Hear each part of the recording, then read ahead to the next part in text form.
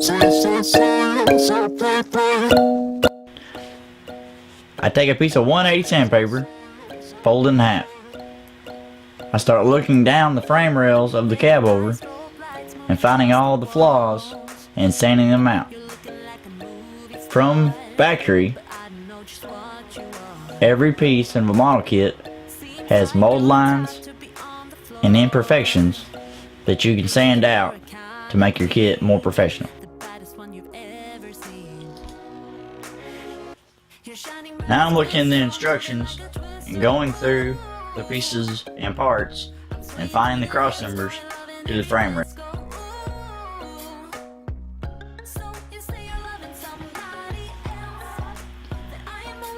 Now I'm pulling out any type of parts that go to the frame, as in the front axle, leaf springs, the helper springs for the rear, and then the actual springs for the rear.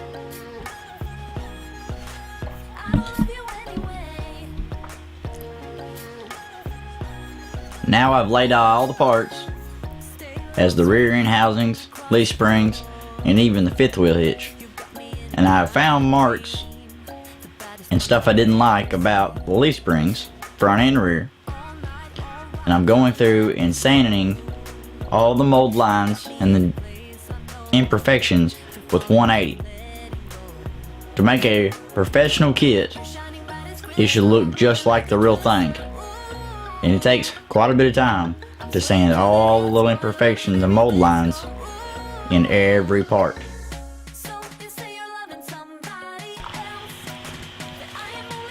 It has taken quite a while to sand all the leaf springs, all the mold lines and all the imperfections.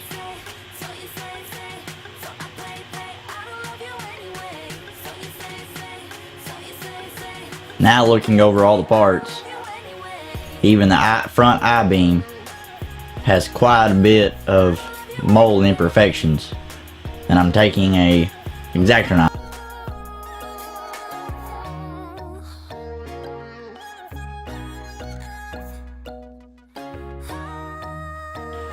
Now I've cleaned up all the parts,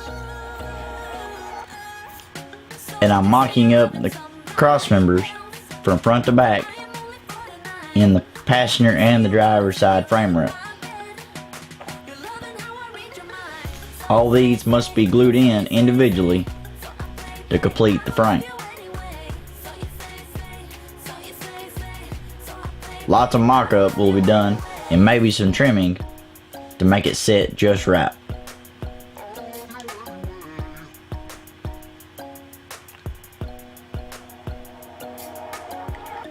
You always want to go through steps like this, especially in a frame, and make sure they have actually made the model kit the correct way.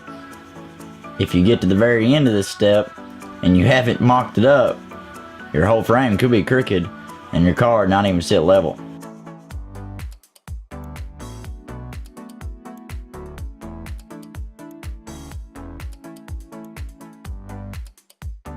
Now the frame rails have been mocked up and cleaned up. It's time to glue them all together.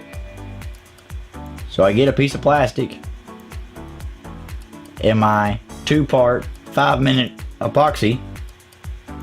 I also use these small Q-tips that are actually really pointed, unlike actual Q-tips that I get from Hobby Lobby. I use 2 at a time. I mix part A first, and then I put B into the part A the exact same size. It should be a 1-to-1 ratio. And I mix it up thoroughly and lay it on both sides of the part. As in this instance, it will actually be on the cross member and then in the holes of the frame that the cross members sit in. I take the mocked up cross members out one at a time and put the glue into the hole.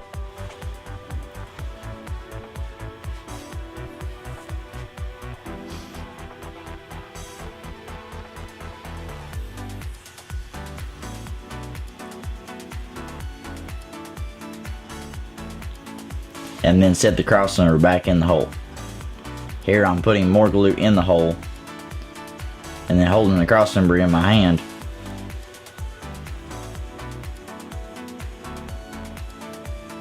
And then putting the crossmember into the hole.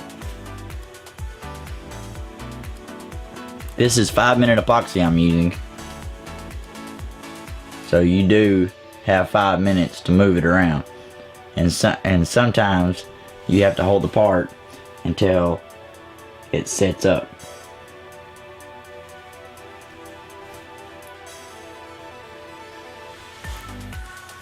Super glues are not a good thing to use on model cars. Super glue actually puts off a gas and will fog up any kind of paint, chrome, any material that you put on your model and destroy. I glued all the cross members in. Now I'm laying the frame rail in that section down to let it dry, to let it set up.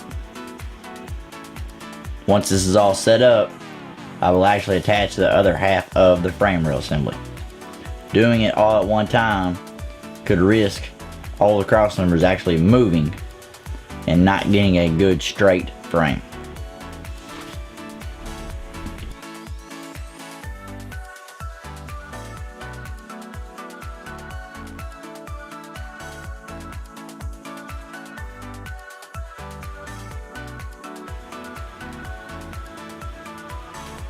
I've now let the frame and the cross members dry. So now taking my 2-part 5-minute epoxy, mixing it up again 1-to-1, I'm going to glue the other half of the frame rails together. Be sure to mix up the 1-to-1 5-minute epoxy very well. I first put it on the cross member,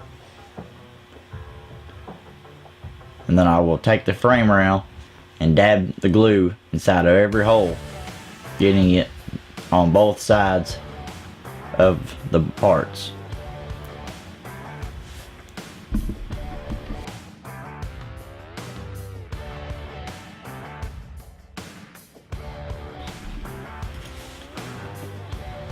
Now gluing both sides, I start to insert all the cross members into the other half of the frame rail. This is a very tedious part of building a frame because you have to be very patient and to work with your materials and line them up the correct way. Like I've said, if you do not have patience in this process, in this step, it will throw off the level and ride height of the whole model car. Both halves put together, now I hold until the glue. After messing with it for quite a while, I decided to take plastic clamps and very lightly put pressure on both sides, clamping them together. And now pushing that to the side. While the frame rail dries, I have the rear end housing mocked up. Take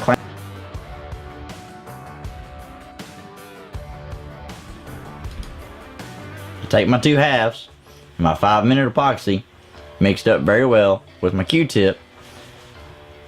I put it very lightly all the way around on the rear end housing, in all the holes and around the edge of both halves, and get ready to put them back together.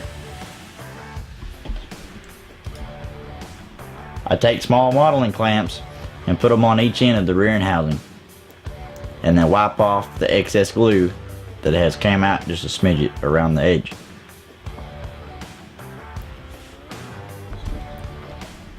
The modeling clamps will hold it until while the other parts of the frame dry, I go over the front end. The front end is very detailed. It has a tie rod, it goes from side to side. And then it also has hubs that actually snap on to the front I-beam.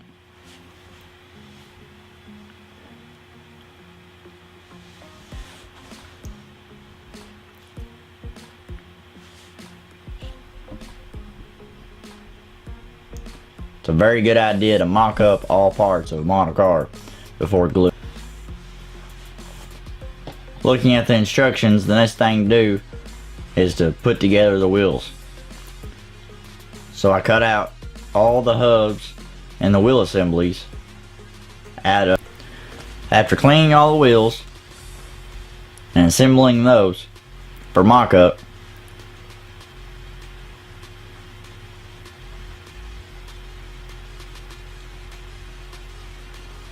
I've glued on the front leaf springs already, and I'm getting ready to glue on the rear.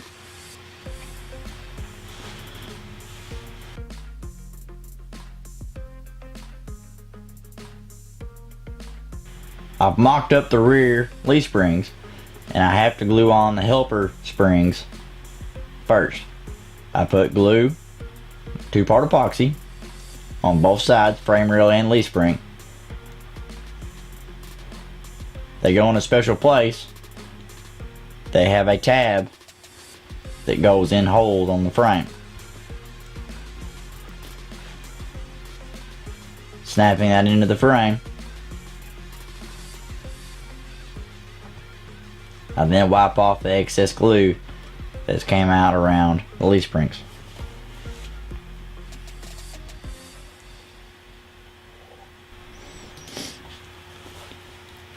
I then take the bottom leaf springs, glue on both sides, and stick them underneath the helpers. The only way to know that they're straight is I line up the U-bolts that are designed in the side of the leaf springs. Back to the rear end housing. Now that it's glued and dried, I take the modeling clamps off and inspect it and cut the glue or sand any spots that glued have came out. For the first time now, I take the dually wheels and snap them on the rear end housing, mocking up the rear end. The wheels are not glued together, so when mocking up not glued together parts, you have to be very careful. Now with the front end and the rear end done, I start to mock up the I-beam for the front to the leaf springs. Mixing up my 2-part glue, I then lay it on the front I-beam where the leaf springs will sit.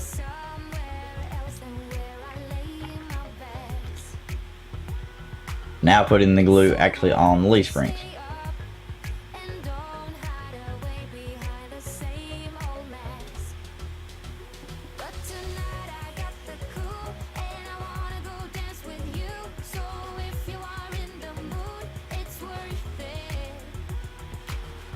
I've test fit everything on the frame, and I learned that the front I-beam does not sit exactly straight from the kit.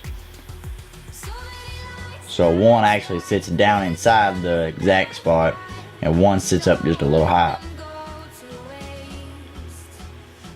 Some adjusting may have to be done later on to get the vehicle to sit just right.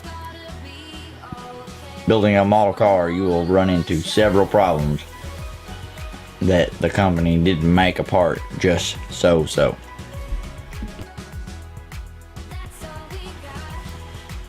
Now mocking up the rear end again, I learned that the tabs that sets the rear end to the leaf springs are not just so.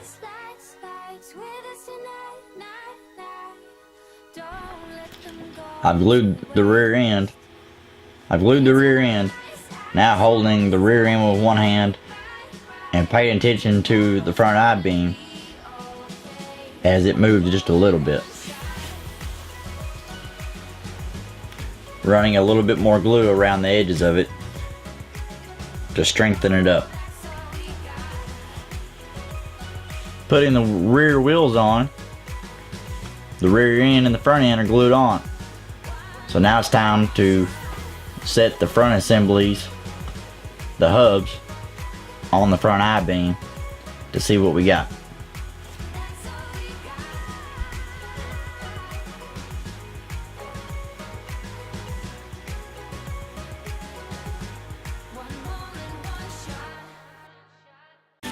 frame is done now. Now we can call it a rolling chassis. Now it's time to send it to the paint shop. Hey guys, I hope y'all enjoyed watching this. A lot of work went into editing this video, and I'm planning on doing a lot more. Just like the video shows, the frame, the rolling chassis is done. I've got the paint to actually paint it now. Went to Hobby Lobby and also got the airbrush paint for the actual body. The body has not showed up yet. I can't tell you what it is yet. You guys have to wait, and I'll have to wait too. But got all that coming. So as soon as all that starts coming in, making more footage on actually doing the paint work of that in the new paint booth. But the next video is going to be actually painting the frame and probably the motor, maybe some of the assembly of the motor. But really tell me what you think of that video. Guys, it's the first time I've ever done something like that, step by step, and not trying to make it boring. So let me know what you think. Hit like if you like it, hit dislike if you don't like it whatsoever, and make sure you subscribe. That way as soon as I post a video 2 o'clock in the morning or 4 o'clock in the afternoon, you get that bing. There you go, there's a new Steelsfarm. Thanks guys, see you later.